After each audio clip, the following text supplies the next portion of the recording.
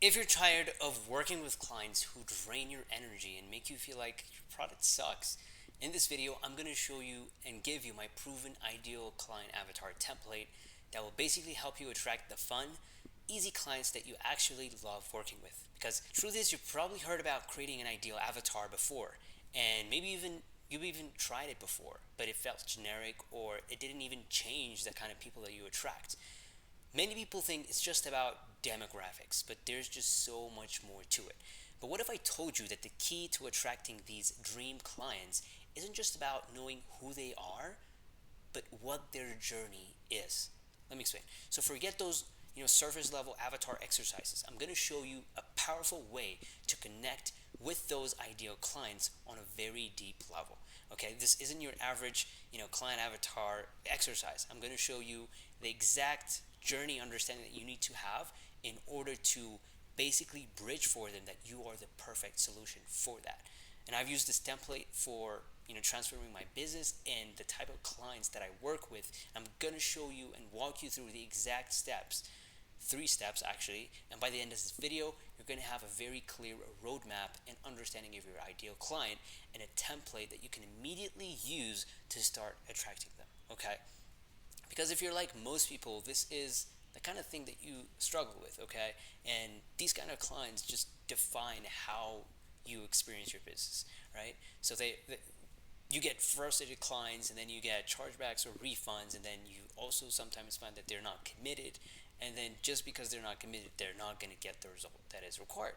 Okay, so what is the ICP, or the ideal client profile? How do you define it? I say that there are 3 important things and 3 important steps that you need to understand.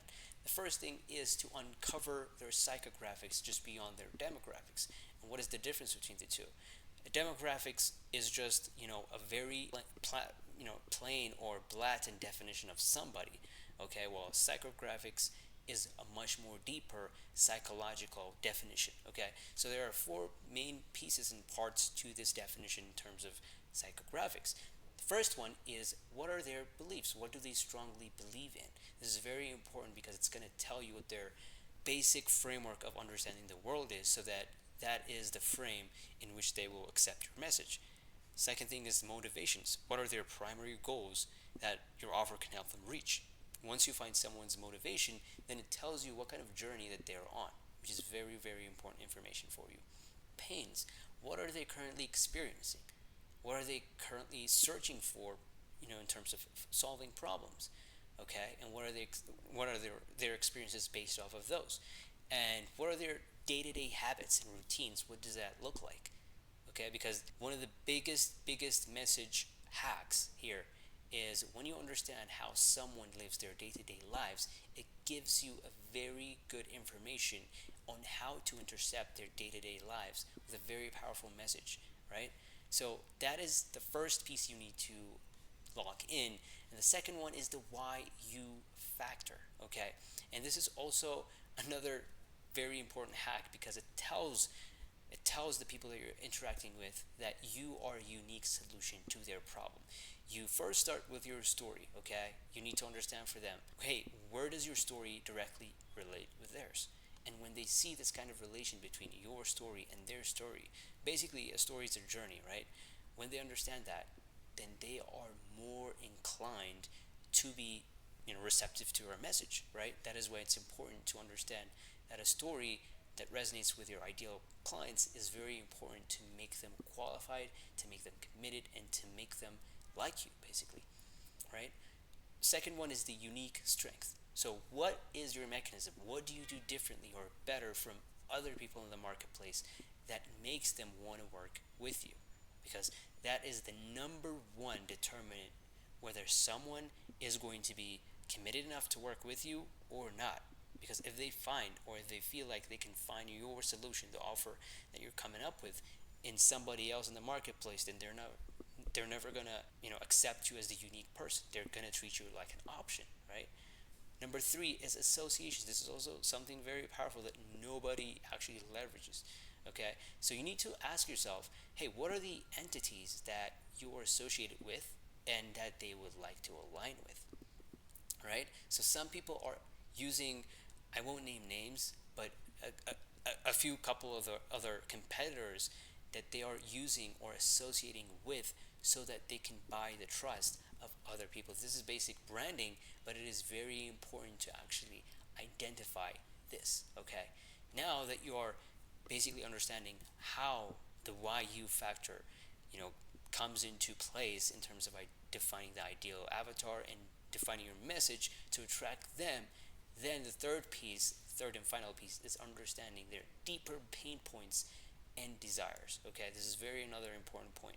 Number one is fear. Okay, now there's another word for fear, which is a future undesired outcome or risk. Okay, so you need to ask, what are they truly worried about? What are the consequences of whatever solution that they're looking for not being the solution, right? Because that is going to show them the future state, and it's going to draw a line for them in the future that they don't want to be in. And once you understand that, then you can communicate to them in the present, because it's so much more powerful when you can talk about, hey, this is what's going to happen in the future, right? Number two is aspirations. The opposite of fear is, what do they ultimately want to achieve after they solve it? Okay. Number three is emotional drivers. What kind of emotions drive these people? Okay. What kind of emotional outcome are they seeking?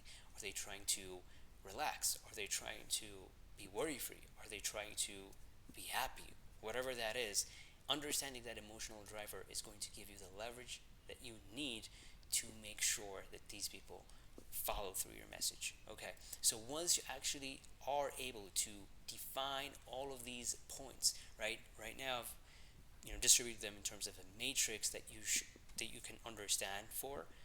But the main point is, how can I incorporate each of these points into my message so that the correct client, the ideal avatar, is clearly defined, and I can use that in my message to clearly attract them. So when you do this, is when attracting fun, easy clients comes super easy, right? So you're going to be saying goodbye to client frustration. You're going to be saying bye to not getting results for your clients, because these are going to be way easier clients to work with. They're going to be very, very receptive to what you're going to tell them. They're going to be committed because they feel like you are a very unique person in the marketplace, that they cannot get your value anywhere else. Okay, that is why it is very important not to be a commodity in any market and become the one and only. So I hope this was helpful. If you have any questions, please drop them in the comments below. But remember, building that ideal avatar isn't just about knowing their age or income. It's about understanding their values and why they choose you, right? So by implementing this template, you'll be well on your way to attracting those fun clients, who truly appreciate your support. And so basically, that's going to make your life so much easier. If you found this video helpful, again, please subscribe and share with other coaches who might be struggling with the wrong clients. I hope this was helpful.